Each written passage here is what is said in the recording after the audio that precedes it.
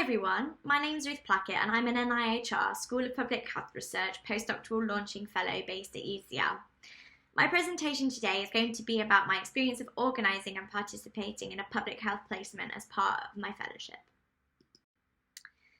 So as someone who is predominantly from an academic background who has no experience in public health practice, the aims of my placement were really to try and get an understanding of this world, of how local authorities work and how research is translated into practice.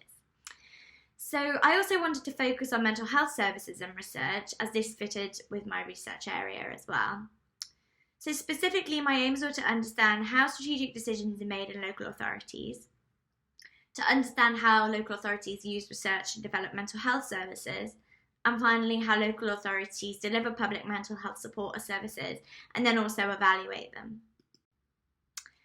So my placement was a remote placement with South Gloucestershire Local Authority, and I was supervised by their lead for mental health and emotional well-being, which fitted really well with my research interests. I did the placement for about 3 months, around 2 days a week. And while working on the placement, I contributed to around 3 major projects. So in one project, I undertook some research to help with a funding bid for post-pension suicide bereavement services, which was successful. I also helped to organise a meeting with local schools that aimed to showcase what local mental health services the council had available. And finally, I analysed some mental health outcomes data that had been collected by local schools taking part in a mental health award. So alongside all these projects, I was also able to shadow some strategic decision-making meetings, and this helped me to understand a bit more about how decisions were made and the network of partners involved in making these decisions. So finally, I thought I'd share some of my learning outcomes and outputs from my placement. So I gained an insight into how decisions are made in public health and the challenges that this involves.